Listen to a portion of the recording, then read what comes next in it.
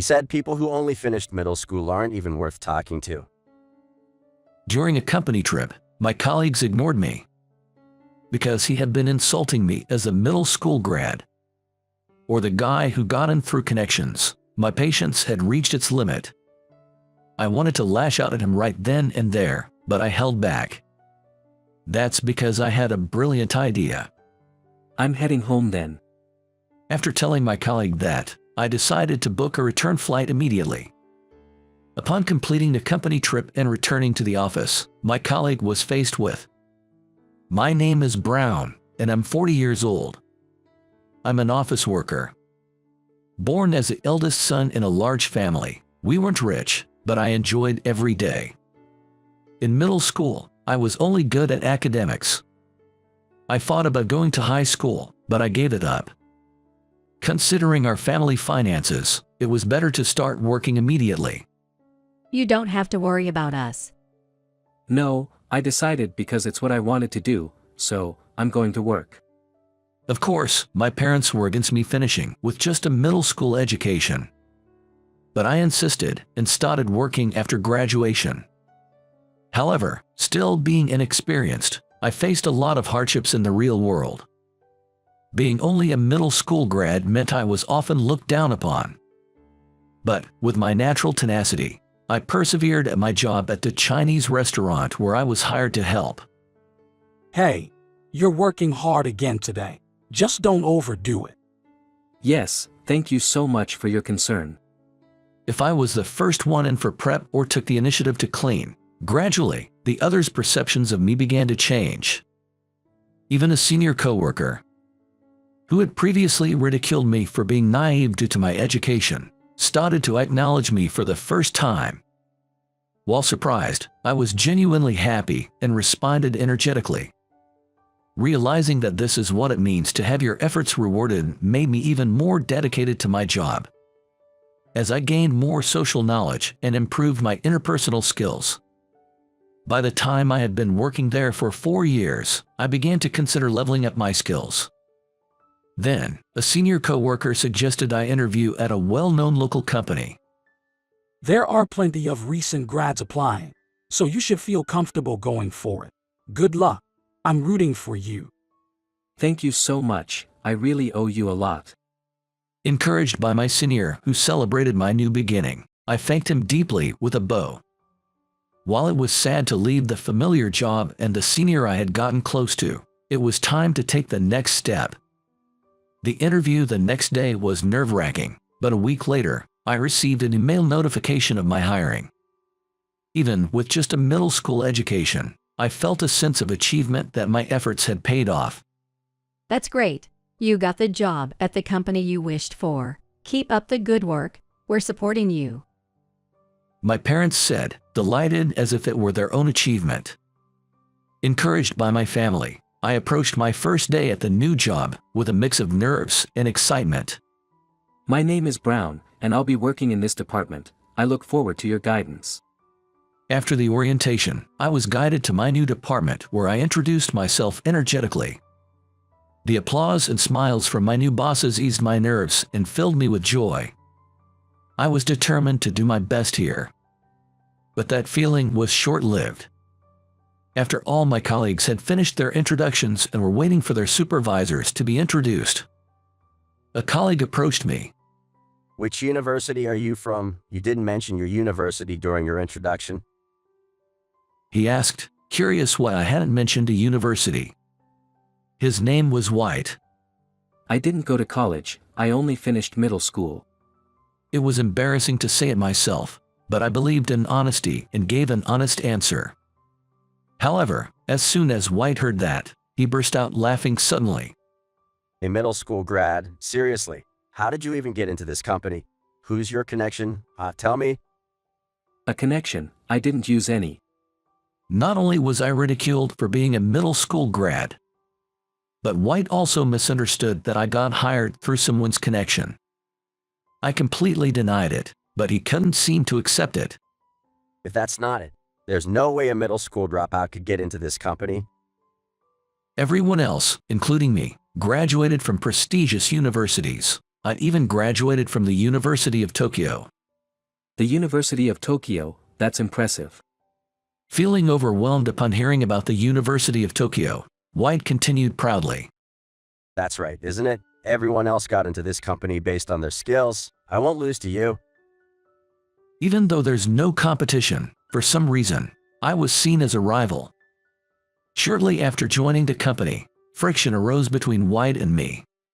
Brown and White, sorry for being late. I'm Smith, your supervisor. Nice to meet you. If there's anything you don't understand, or if you're in trouble, feel free to ask me anything. Perhaps caught up in his own work, our boss, Mr. Smith, hurried over to us with a smile and greeted us warmly. I'm White. Nice to meet you. Contrary to his previous attitude towards me, White responded energetically with a smile that left a good impression. Despite his terrible attitude, I found solace in the fact that our boss, Mr. Smith, made a good impression. So, I decided to greet White with the same energy. Little did I know, this was just the beginning. Good morning.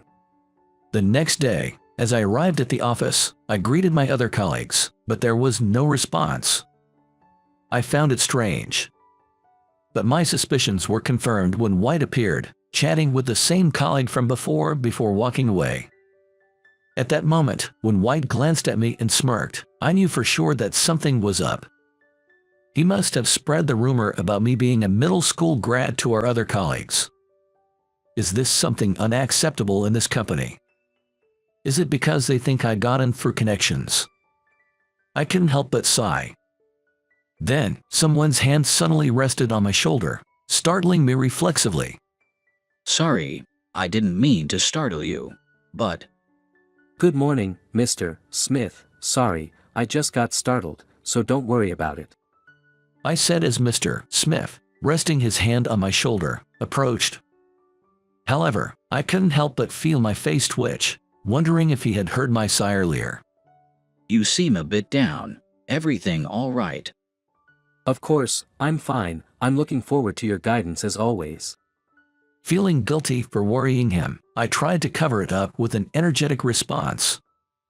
Mr. Smith didn't seem particularly suspicious, and we headed to the office, chatting along the way.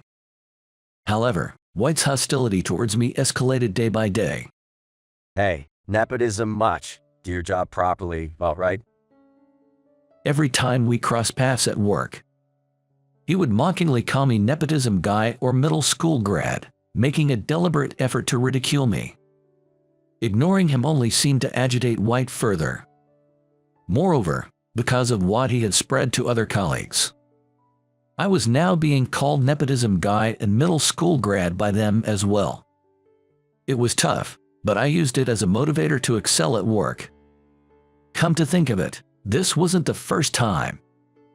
Even when I worked at the Chinese restaurant, I wasn't recognized by those around me and had to work under frustration. Thinking back on that time, I found myself getting fired up at the thought of being bothered by such minor harassment and immersed myself in work.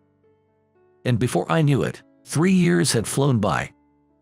I became competent in my job and learned to provide customer-oriented service. Thanks to that, I built trust, and now our performance is on the rise. You're the top performer in sales again this month, Brown. You're doing great. Keep it up. Yes, thank you, sir. I replied, feeling proud as the manager praised me. For White, who overheard this praise by chance, it was probably not amusing. Little did I know he was gritting his teeth in frustration. However, his resentment would manifest in the worst possible scenario. It was during the annual company trip, which happened once a year. This year, our company decided to go to Vietnam. When you think of Vietnam, you think of pho, right? I wonder if it's tasty. I couldn't help but laugh as I watched Mr. Smith already getting excited about the Vietnam trip. But I was also looking forward to it eagerly. After all, this would be my first ever overseas trip. During my student days, our family struggled financially, so even traveling domestically was out of the question. Now that I'm working, Most of my earnings go towards supporting my family, so thanks to the company trip, I can finally fulfill my dream of traveling abroad. And so, the day of the company trip arrived. Gathering at the airport at the designated time. Everyone had their carry-on bags ready, presented their passports, and boarded the plane bound for Vietnam. It's going to be fun for the next 2 days, I said to White, who was sitting next to me. He hadn't been harassing me lately, so I assumed his hostility towards me had diminished, or so I thought. White, however, didn't respond to me, instead gazing out of the window at the scenery beyond. Perhaps he simply didn't hear me. I thought so, until I noticed another colleague sitting behind us purposely addressing White, to which he responded. Feeling a bit miffed by his blatant disregard. I had thought he was starting to acknowledge me by continuing to interact with other colleagues. But it turned out that wasn't the case, which left me feeling a bit disheartened. However, I couldn't control how others felt, so I tried to switch my mindset. Just as I was doing so, he finished his conversation with the other colleague and unexpectedly directed some harsh words at me. Don't you dare look down on me like you're all that. You got in here through connections. Ha! At first, I thought I must have misheard. However, when I looked at White sitting next to me, he was sneering at me. Realizing it wasn't a mishearing, I shot him a sharp glare. What was with this sudden change in attitude? And to say that I simply got in through connections again after not putting me down for a while, it was beyond despicable. Then, to add insult to injury, White continued with some outrageous remarks. Talking to a middle school grad like you isn't even worth it.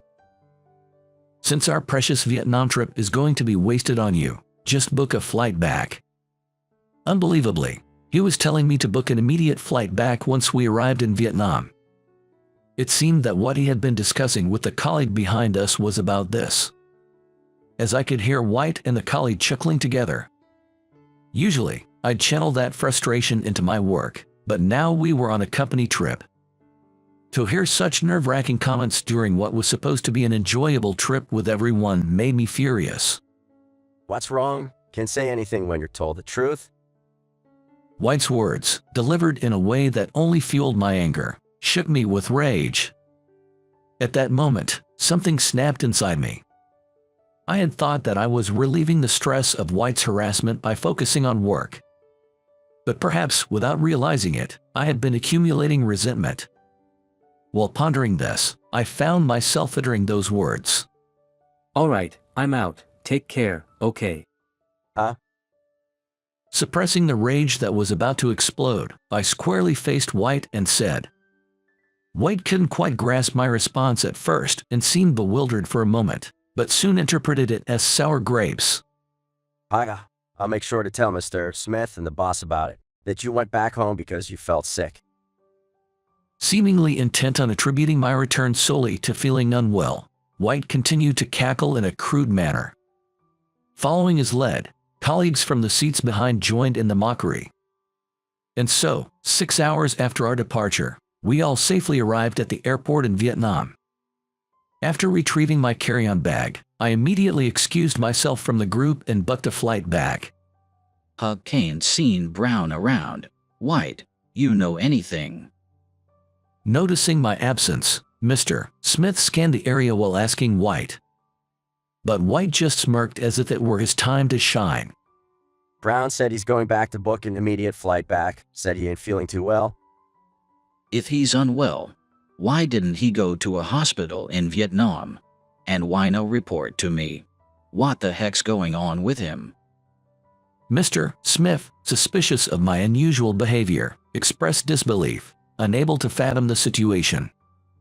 Seeing White's dissatisfaction, Mr. Smith felt compelled to report my absence to the manager. Manager, I heard from White that apparently Brown booked a flight back due to feeling unwell. Brown, he's usually diligent about reporting to us, so why would he make such a decision? He could have received treatment at a hospital in Vietnam. The manager also found my actions suspicious and pointed them out. Since Mr. Smith had only heard the story from White, he faltered in his response. Anyway, Please ask White for more details. I'll try calling Brown. Understood. Agreeing with the manager's decision, Mr. Smith followed the instructions and headed straight to White. As the manager bid him farewell, he took out his phone from his pocket and proceeded to contact me. On the other hand, upon my immediate return, I eventually answered the manager's call. After chatting for a while and ending the call with the manager, it was decided that I would return to work the next day. While everyone else enjoyed a company trip in Vietnam, I didn't mind working. In fact, I felt refreshed and ready to tackle the tasks at hand. There were a few other employees who also stayed back at the company instead of joining the company trip to Vietnam. As I eagerly anticipated White's inevitable downfall and patiently awaited his return, I couldn't help but feel a sense of satisfaction. 3 days passed, and the day finally arrived to finish work in the company trip. Mr. Smith contacted me, confirming everyone's safe return from Vietnam. Vietnam trip was fun. Back to the grind now. The following day, White strolled into the office, looking like he had thoroughly enjoyed the company trip. Letting out a big yawn, he seemed rather disheveled. It's amusing considering he insists he's a Tokyo University graduate. Watching from the shadows, I headed to my department before White. As White spotted me and smirked, he predictably approached me. Feeling better, middle school grad? Morning, White. Oh, much better, thanks. Seems like you had a blast on the Vietnam trip, huh? Well, yeah. He probably didn't expect a smile in response. White seemed taken aback by my smile. Looking at my amused reaction, he seemed to realize something was different. You're pretending to be unamused? We had a blast on the company trip without you, dude. Is that so? I was handling business during that time, I retorted, holding back my frustration. Got yourself into this mess? Or are you planning to blame me? White's mocking gaze clashed with my sharp glare. Amidst the sparks flying between us, I broke the silence first. I never said that, but you better be ready for payback. Payback? What can a middle school grad like you do? He sneered. Keep looking down on me because I'm a high school grad, you'll soon regret it, just wait and see. I replied angrily before returning to my work. White, still chuckling, seemed to think my attitude was just a bluff or a sign of defeat. However, a few hours later, my words turned into reality, and White realized. Hey, seems like you took over my client dealings while I was on the company trip. You should have received notifications. Why didn't you report it? Getting back at me already. White was complaining to me about taking care of my client matters while I was on the company trip. But I paid him no attention, focusing solely on my work, staring at my computer screen. Hey, are you even listening? You better not have stolen my clients, you hear? Frustrated with someone who could only raise their voice in panic, I slammed my fist onto the desk. Steele, could you please refrain from saying such rude things? Why don't you think about why I ended up handling your clients? Huh? Only after I said that did White, with his feeble mind, attempt to think. Yes, even though White knew in advance that he would be away from the company for about 3 days on the company trip. He finally remembered, albeit too late. Sweat started to bead on White's forehead as he realized he had attracted attention by raising his voice. Right? I forgot. Sorry. Thanks for covering for me. You won? Saying that with a forced laugh, White patted my shoulder familiarly, but the surrounding gazes were painful. Of course, the gaze directed at him from me was as well. There were strong requests from your clients to change their representative to me. How about making a phone call of apology right now if you don't like it? After being told by me, a high school graduate, and likely feeling thoroughly embarrassed, White's face turned bright red this time. Deciding not to say any more, I returned to my work. If you had time to blame others, you should have done some work instead, huh? Stop, you're loud enough to be heard. Chuckled the nearby female employees at White. Realizing he had only brought more embarrassment upon himself, he quickly left the scene to make apology calls to the clients. However, it wasn't just a matter concerning those clients alone. While White was on the company trip, I had also handled his clients without bothering to inform him.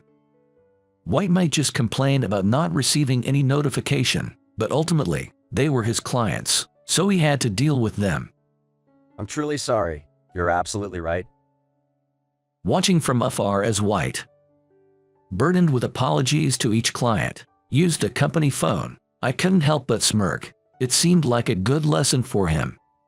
It's good I could get back at you during the company trip, Brown, remarked Smith, addressing me while White was still making apology calls. He was already aware of the tension between me and White. Apparently, he had heard about it from the manager when I rushed back from the company trip.